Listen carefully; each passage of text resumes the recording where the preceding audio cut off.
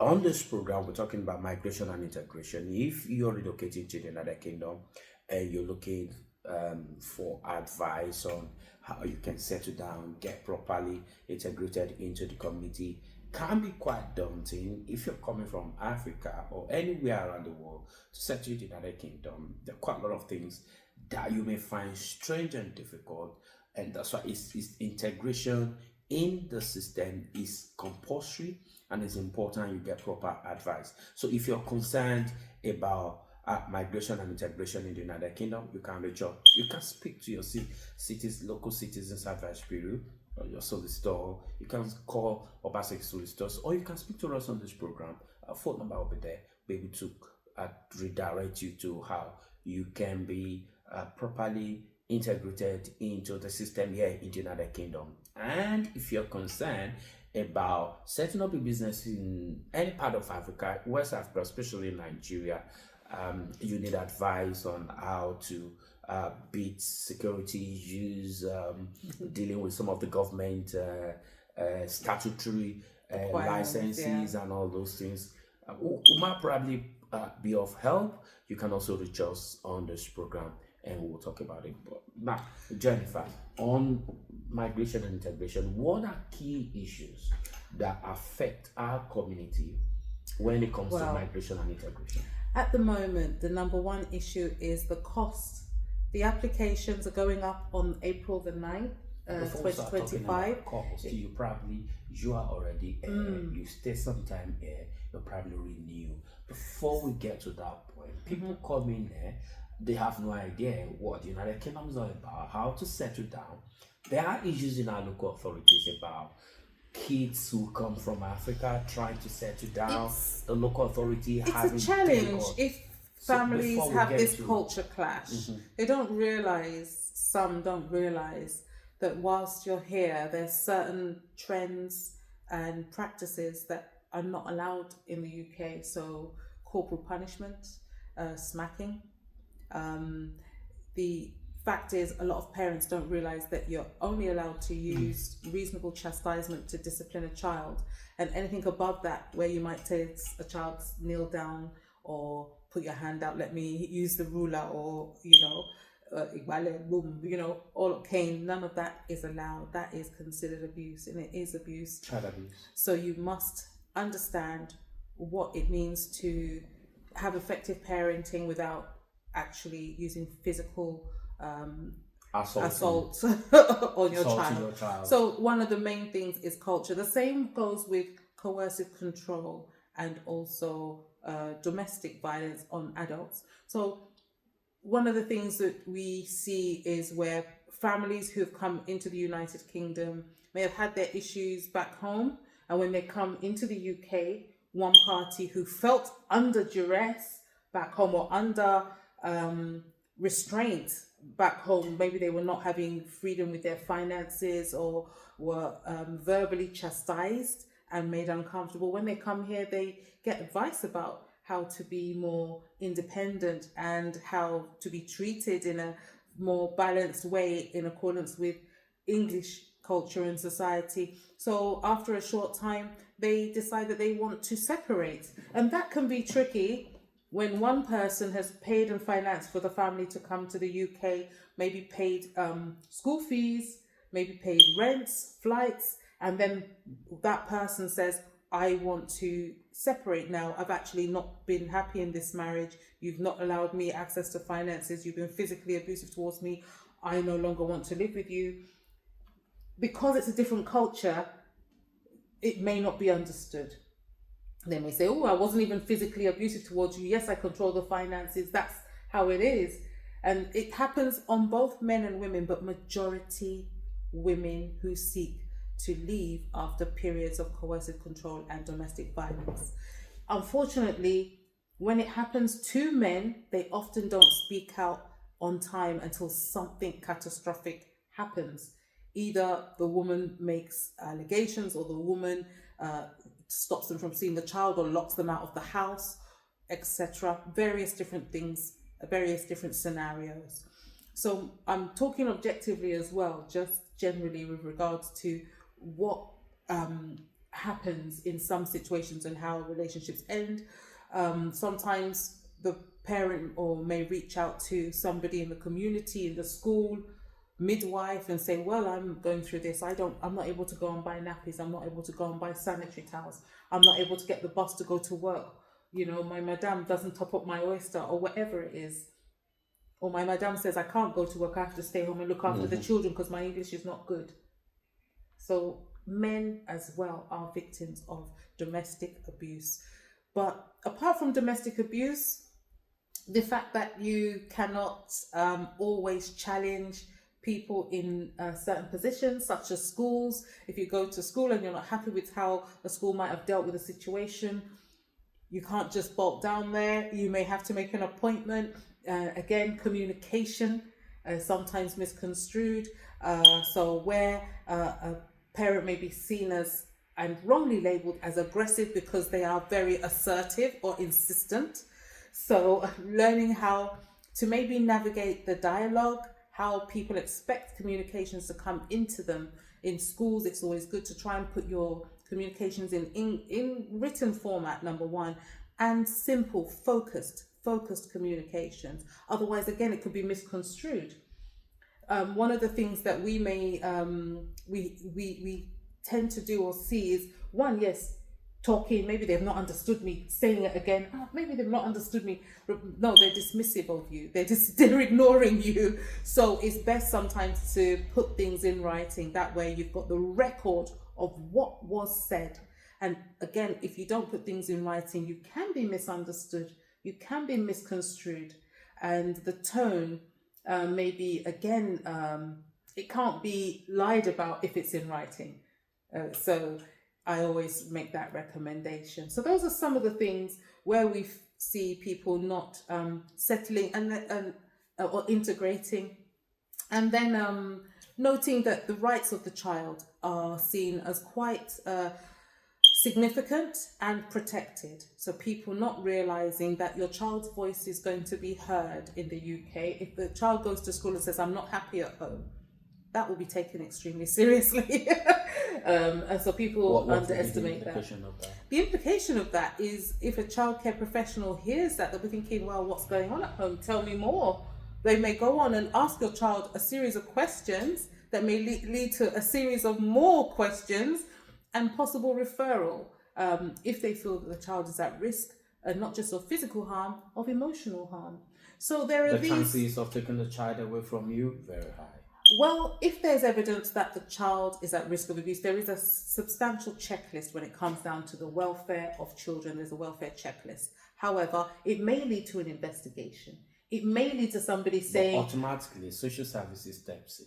It will not be automatically. They may have some reviews, and the thing is, they may come to your home. And when I say they may come to your home, I mean, they may come and say, well, we understand your child is not happy. Can we have a conversation? We want to understand how well you understand your parenting role or parenting skills. We want to assess your parenting skills. We want you to work with us. Some families may see that as very invasive of their privacy. How dare you? That kind of thing. And not realize that that person's just doing their job. And also not realize, again, the role of social service and children and family services. How difficult is it as part of a process of, it's not about how long you've been in the United Kingdom, proper integration, how difficult is it between parents and their children living in the United Kingdom and escaping intrusion from social services or government agencies? Well, I would say that it's not a case of difficulty. It's about coming from African background. It's about understanding, and I think that there is that gap in understanding. Many of the families of African backgrounds and Asian backgrounds, when they have that initial approach by social services, they feel, one, that it's an intrusion. Two, that they are being personally judged. Whereas most social workers want to understand how you process situations, your way of thinking and why you think in that manner, because they want to understand how you've made the decision to maybe smack your child, whether you appreciate that it's wrong. It's about them wanting to understand why you've made the decision and your level of understanding as to why they are worried about your child. So it's about that level of understanding. Apart from that, So basically, in this country, parents should understand that their children also have rights. absolutely, And yes. the government is, because the children are considered vulnerable, the Of course, government yes. tend to be the one protective of these rights. Absolutely. Every child, whether they have documentation or not, and they're living in an area, the local authority is responsible for the welfare of that child. And that's what's leading me on to the next thing I wanted to say, which is many families come and don't realize that the cost of living is quite high in the UK. So when they have issues Indeed. with transport, they have issues with rent, because of the cost of living, the child may not be able to enjoy the same quality of life they had back in their home countries. And that might not be, of course, they might not have access to drivers, house helps, cooks, or they may not simply be able to afford some of the things they see their peers having. So if their friends have the latest iPhone or PS4 or 5, I don't understand these things, but all the latest jeans or shoes, and then they feel, hold on a minute, and they don't realize that obviously with rents and other things that their parents, and travel costs that their parents may have to pay, it's not something that's easily affordable, and therefore there may be discord in the home. Same thing with parents who, one may have to send money back home, another one may want to send money back home. They're working different shifts to make sure that they're meeting, these demands for the current living costs as well as costs for people back home. They forget the fact that the children may be alone for long periods.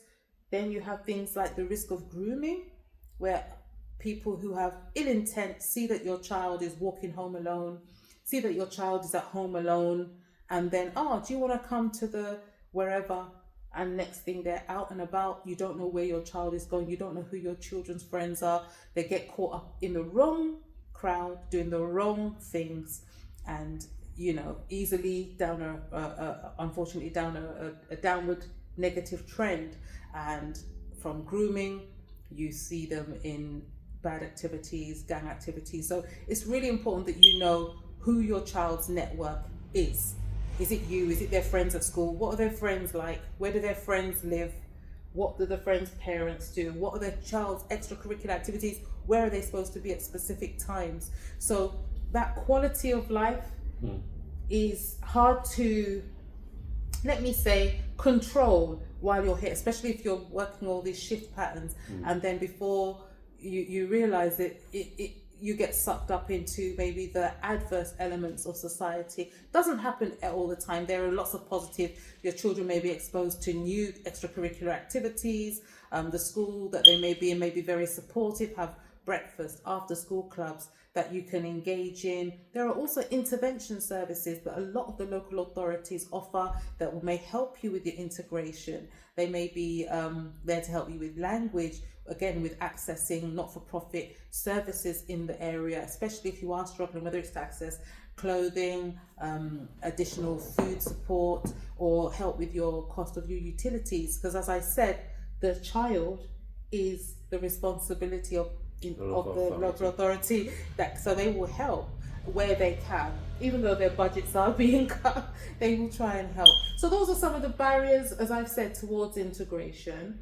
But there are also loads of people who manage to integrate successfully. So do your homework. Look at the communities you're going to stay in. You might not have extended family members or food from your culture in a certain area if you're outside a main city. So look at where you're going to shop. Look at how long it will take you to get to some of the community groups.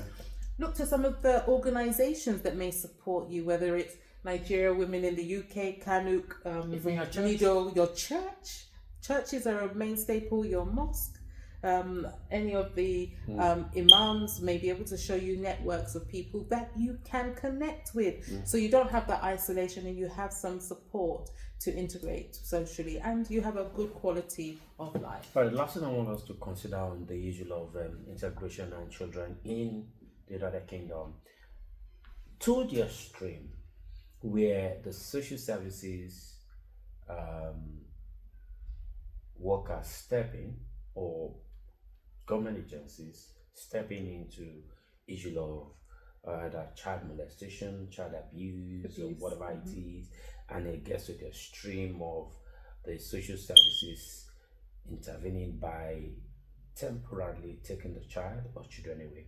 There is a great fear in our community. People feel once the social services are involved, probably that is there. Tell us, if they step in and the child is temporarily excluded from their parents, it's a big issue. Well, normally you would have the option to consent for your child to be taken away. That's the section 20. They would only do that if they feel they need to do an assessment, which should take a period of time, and they'll get the child back to you. Two things. First of all, take legal advice before you sign and agree or consent to anything, right? The second thing is the option of offering the alternative carer for the child. If they feel your child is not safe with you, you can outline that they can stay with another person, a cousin, a sister, a brother, that can look after that child if they feel that you are the risk. That shows a level of cooperation, and that shows that you're willing to understand and explain that you have an extended network, not just yourself, that this child actually has to support. But there is that fear that if the child is taken into temporary foster care, that this could be extended indefinitely. Children's proceedings, they're given a number of weeks that they must conclude in, and you can imagine that on a suspicion or an allegation, your child is separated from you. It can be very daunting. I cannot sit here and say that if you cooperate, your child will be returned immediately. Sometimes social workers say that, just sign this. The sooner you sign it, the sooner we can get this over with. No, my advice is you must get legal advice. You're entitled to legal advice. Normally at that stage, what they do is say, we've got a list of solicitors that we'll give to you. The people on that list are usually people that offer legal aid. So it will help with regards to you affording the legal fees. The second thing is, if the local authority issue proceedings, you will be entitled to free representation anyway. Any person who has their child taken under a public law application will be entitled to legal aid. But there is a fear, and it's a correct fear, because if you're innocent of those allegations, then your child is separated from you and staying with people you don't know. But it's important to show understanding why they are worried, and it's also important to cooperate. But the most important thing is for you to get legal advice. Getting legal advice. Jennifer, I'm afraid Time is up. we're out of time. But very good. Thank you for making sure you raise those important issues. I'm afraid this is how far we can go on this segment of our program, Truth and Justice. On this program, watch out for more of these topics: how you live in another kingdom, how your stay impacts and affect you and your family, integration in the United Kingdom, how your stay impacts on your finances, and if you're on if you're on visa, how you make sure you do not overstay your visa. Do not overstay. And the rest of things. These are issues we'll be taking. Just one point on that. The costs are increasing on the 9th of April. It's really important, if you can't afford to cover the cost of your application, that you actually put in something for an extension of time. You can apply for a fee waiver. Do that at the very least to make sure that you do not overstay in the United Kingdom and therefore affecting adversely your immigration history. Please. Well, thank you so much for being part of the program. My name is Tudela. It's a pleasure to have you join us on this first segment of Truth and Justice. Jennifer. Thank you. See you again. See you again. Bye.